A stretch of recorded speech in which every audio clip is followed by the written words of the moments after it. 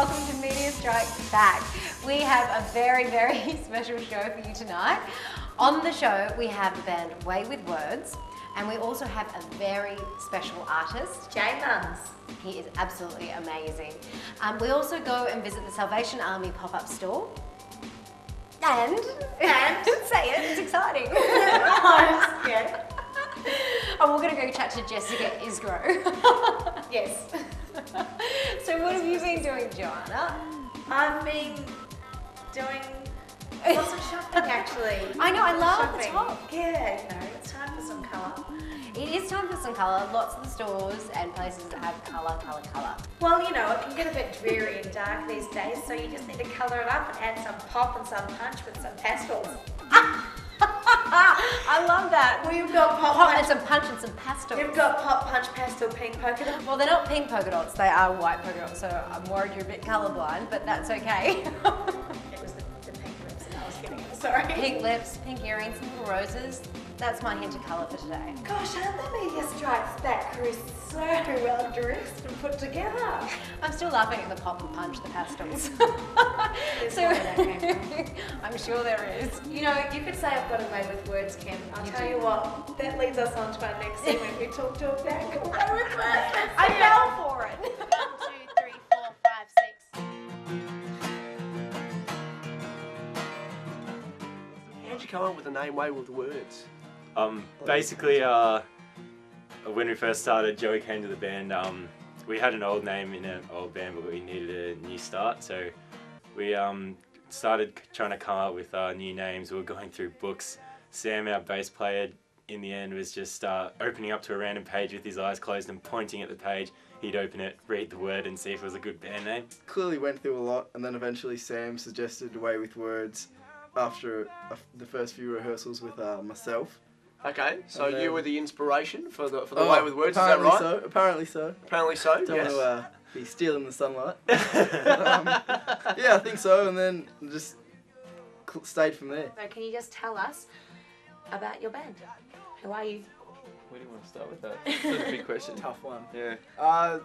Basically, we're a pop rock band, I guess, from East Melbourne kind of area.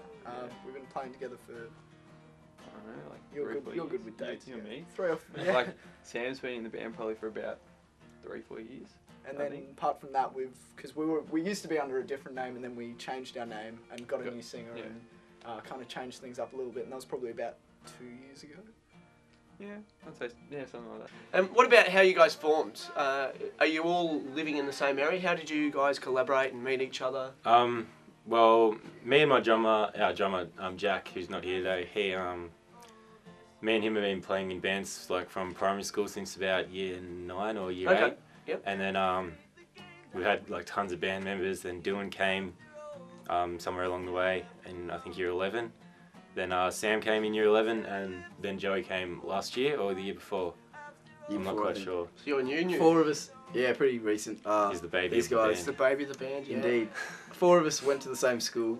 Sam, how did you meet Sam? MySpace. Funny story. MySpace. Okay, Dylan, tell us about well, this story. funny story. I can't really explain it too well. But You I'll went in do the my van. best. You went in the van. Well, I can at least do Okay, some go, of the go, go. interview here.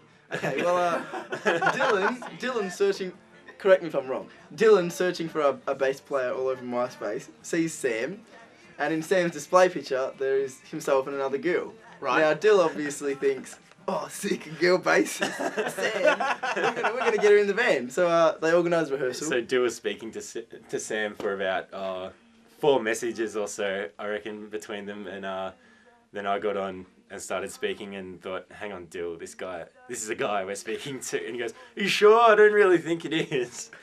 And then after, turns out at practice we found out it actually was a guy. Okay, so what have you been doing over the past 2 years since it's been the 5 week? Well, we started up and then we entered the Red Bull Bedroom Jam competition, and that was just the start of it. So I know as soon as we got into it, we were working our asses off to just get into the next round, and then I don't know, it just seemed to just always be that. And then we got through that round, and then we had to write a few more songs to get into the next round, and then we won that round. So then we went to the next round, and then that ended up seeing us to LA, and then we had to write more songs for the EP. And then so between that was like a good 6 or 8 months. Yeah, Just it was just full on on that. writing all the time and trying to, you know, get our set really tight for all the different shows and stuff. And then when we got back from America, straight away we tried to, you know, hammer out the gigs and try and get, you know, a lot of shows going and that kind of thing. Yeah. And you know, right now we're just kind of trying to write more and trying to get ready to record and maybe even do like a music video or something like that. Well, let's get back to you guys and the band. Tell us a bit more about the music that you guys play. It's kind of just a cross between pop and rock, really. We have a bit of punk influence in there, and Yeah, it's always really a hard question to answer, I guess, just Yeah. because all of us have very different influences. Sam being the standout with his crazy hip-hop, vintage hip-hop jazz, Reggae. roots, reggae, just... he's Wow, all over- wow, we're he's all starting to over get a the joint. complete mixture of all Um, different techniques here. Oh, definitely. But, yeah, at the end of the day, I guess you could just call us a pop rock band. yeah. Yep. How rocking were they? They're so cute. Well, in a, you know, awesome, talented Yeah. way. And JD actually has a boy band crush. A boy band crush. Yeah, well, he was supposed to come along, empty couch, no JD. JD is listening to his music, growing his fringe, and practicing his step clicks. That's beautiful. JD, we can see you actually doing the dance moves right now at home. Just keep living your dream, JD. I really don't know what else to say for that, but we're going to cut to a break, and when we're back, we've got more for you.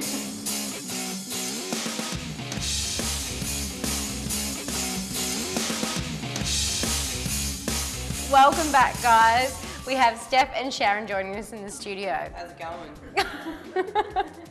So what have you two guys been visiting this week?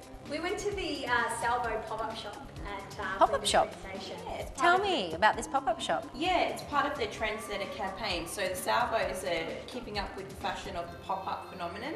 And what they did was they set up a store. So basically, it was most of the stuff was from their Burke Street store, and they did it at Flinders Street Station on a Friday from 3 to 7 p.m. And they had stacks of people coming through and buying stuff. It was a great location and a great idea and a great charity. Yeah. Yeah, and you can buy. I mean, I bought some stuff. Yeah, so what can you buy? Anything but your kitchen sink. This one was a little bit smaller than a normal store, but basically it had clothes, jackets, jewellery, shoes, all of that Great. stuff. I did a bit of shopping. I didn't buy this from there. They don't sell stuff with holes in it. Yeah, no, so you can't give them stuff with holes. Yeah, they go through it before they actually put it on That's the great. shelves, but it was amazing. Well, let's have a look at what you guys got up to. So let's check it out. No worries. So we're here at Flinders Street today with John, the Corporate Donations Manager for the Salvo stores. Welcome, John. Thank you. And tell us a little bit about what's going on today.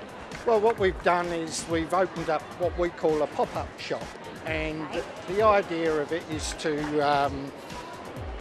give people an insight as to what they can purchase in the Salvation Army Salvo store. And as you can see, it's very busy, and most of our stores are like that. We love it. Whose idea was this Trendsetter campaign? We have an advertising company that come up with some of these ideas. Our board members do, you know, talk things over, and we come up with various things that we need to do to promote, same as any other business. And you know, with the Salvos, it's a little bit different because, as you mentioned, everything that we make in terms of surplus goes back to the Salvation Army, and that runs our programs, our drug rehabilitation, alcohol, gambling, you name it, we're in it. Great causes, isn't it? Yes. So it's not just a negative environment that we have in terms of the economy at the moment. Salvos are providing a different alternative to find recycled goods at a smack bang bargain price. Can you tell us a little bit more about this? Yes, you know, people are struggling, and I think I heard the other day just in Victoria that 27,000 jobs were lost over a short period of time. Now, those people are going to be struggling and can't afford to go out and go to the major shops and buy, but they can come to the Salvo stores.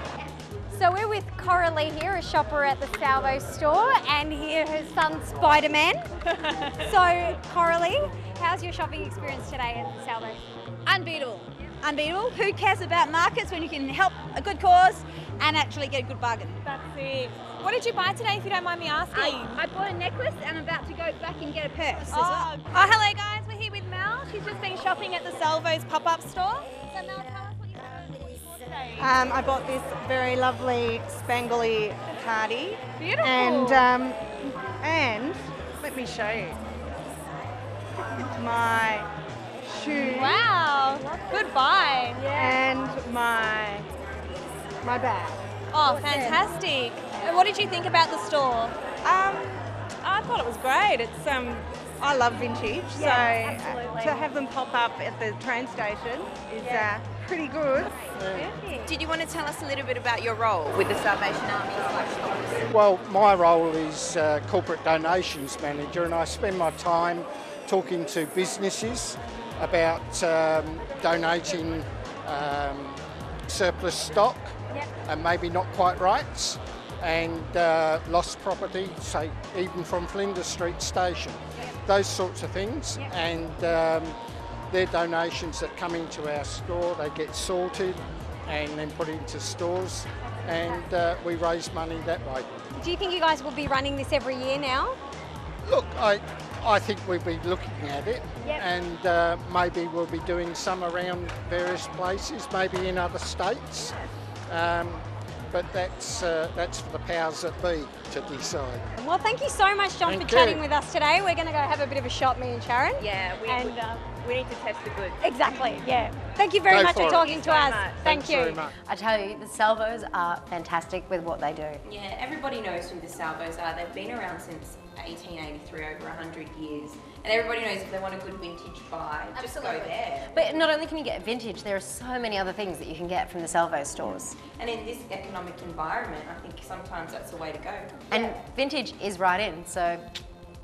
and they feed a lot of people and create a really good awareness. So. Yeah. Yeah. And all the money from the stores go directly to the people, which is just fantastic. 100% profits, proceeds go to people that need it. Well, right now we're going to go have a look at Jessica Isgro, who is a fantastic musician. So I'm here with Jessica Isgro, who is a brilliant songwriter, guitarist and vocalist. So Jessica, how did you get into this? Well, I started writing since I was, I think, 15. Started writing songs, and started doing open mics, and I guess I started my developing music skills, and having singing lessons, and just developing my writing skills, and then Since 15? Since 15, so I'm 28 now. Yeah, well, I started guitar lessons and voice lessons, and all the way through my teens. And then I was at 19 where I studied the jazz and popular music course at MIT. So and that got me started onto my journey, meeting all the people within the area who also play music, and And so how would you describe your particular style of music? Particular style? This is always a hard question. Yeah, because you probably have a lot of variety in there, don't you? I guess it's sort of slightly jazz influenced.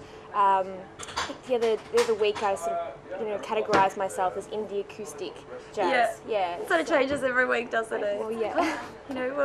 Whatever mood you're sort of into. Yeah, I guess so. Yeah. And do you see yourself doing this professionally in the future? Definitely, yeah. It's a journey that you keep working at, and it's who you network with and what kind of projects you get into, and And do you think that Melbourne's a city that offers those types of opportunities? I know with certain professions like acting, a lot of people go to LA or the States to try and kickstart that type of career. But do you think Melbourne has the sort of platform and the grounds for something like this? Yeah, I think it does. I think it does welcome a lot of artists that are starting out. There's lots of venues that really like having new artists play. People love live music here, so I think it's a good starting point. Yep. Yeah. And do you have a band or? Yep, I'm in a trio at the moment. Oh. Yeah, so I have a bassist and also someone who does vocal harmonies as well. Yeah. We're called Unfurling and... Unfurling. Yeah. And your music, so you write it yourself? Yeah, I do. Yeah, so as I said, I've been writing for quite some time, and you know, I have heaps of songs. Not all of them are sort of polished, but you know, I getting to that stage where I have a good album. That And what do you write about? What do I write about? I write what about sort of themes sort of come through? Because I know there's a lot of romantics out there that. Yeah. I guess everyone sort of writes about events in their life. You know, I write about emotions and human states. I write about having writer's block. Which is an interesting kind of psychological thing. I don't know what I'm breathing in. Swallow words up countless times. Creative rhymes. We dance around in circles, doing the ja ja ja ja, using old moves with our feet. And so it goes. The story flows. Endlessly drifting, road to all the same games we play. And I don't know what I'm stepping in, blindly fall in. I don't know what I'm stepping in, blindly fall in. Oh, oh, little love, don't be afraid of the dark, the dark. Oh, oh, little love, don't be afraid of your heart. Oh, oh, little love, believe in the very... Can I just stop now? I just love it when we get to see new up-and-coming artists on the show. Yeah, to be able to showcase it on TV, I think we're doing them a favour and us a favour as well, because we get to enjoy it as well. Yeah, we get to listen to it now. Yeah. So many talented people.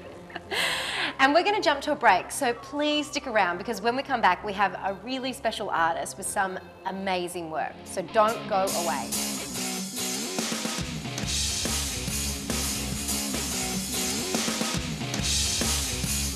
For those of you who have just tuned in to Media Strikes Back, I'm here with Lee, and we're going to have a chat about... JMUNZ, the airbrush artist of Melbourne. The airbrush artist. The airbrush... Yeah, little move there. I like that. The airbrush artist. He was fantastic. His work is phenomenal. I mean, the detail in his work, you look into the eyes of the people. He does like a lot of entertainers. You look into their eyes, it's like they're looking at you. Oh, wow. They're looking through your soul. Yeah. Through your soul? Yes.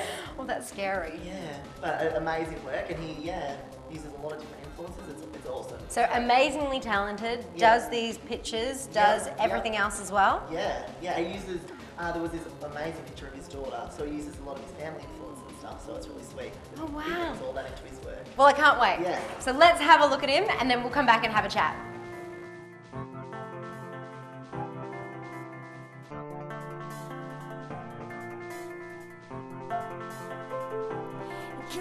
Hi guys, and welcome back to the show. We're here with Jason in Yarraville, an up-and-coming airbrush artist who, as you can see, is quite the talent. He's on his way up. Welcome to the show, Jason. Thanks for coming on and talking to us about this. So firstly, I think everyone wants to know, how did you get involved with this technique? Pretty much I've just, been in love with the art, for a long time. Always loved low riders and, everything. And then, one day I was looking on the internet, found a course, then went through it that way, and then, pretty much that was it. Now, I think the other thing is, how long would you say it would take for you to do, something of this magnitude?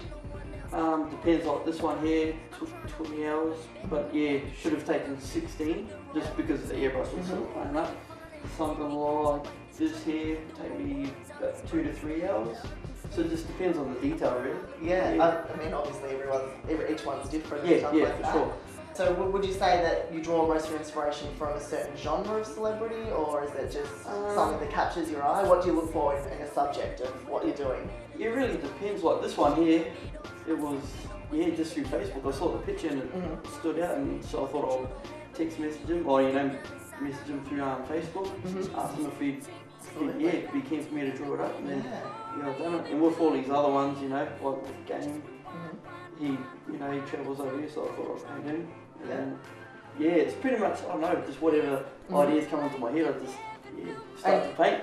You mentioned to me earlier that it was all, you know, kind of you do this for your family and stuff. Yeah, Is that, for sure. is that a driving motivation? Oh yeah, Is it, you know? yeah, that's the main thing. Yeah, just to show my kids, you know, that doesn't matter what you want to do, you can do it because you know, like this is my dream to become an artist, and yeah, so if they want I think we can see you're on the way. Yeah, yeah, definitely. So what's next? What's the next step in the process? Just getting a whole lot better. Like I feel like I'm only at 40%. Yeah. So I feel, you know, I've still got 60% to go, and then when I get a little bit better, I want to do cars, motorbikes, more body painting. Yeah, I just want to take it to the next level. Even do music videos or whatever. Do more stuff like that. Yeah. Well, we can see in the background here you've actually got one of your music videos going, and as again, the detail and the work in this, guys, is absolutely outstanding. It's something completely different to what you've ever seen, and it's really, really good. So yeah, I mean that's just great. So you want to get into more of this kind of side of things, like the video side? Yeah, because it was cool because like with artists, I like to show the entertainment side of it, you know? Yeah. And this is the entertainment side. You can be a painter, you can be a drawer or whatever, and you can put it all on music videos. You can extend it, you know? Well, there's no limits really. Yeah, there's no limit. You Definitely. do so many different things.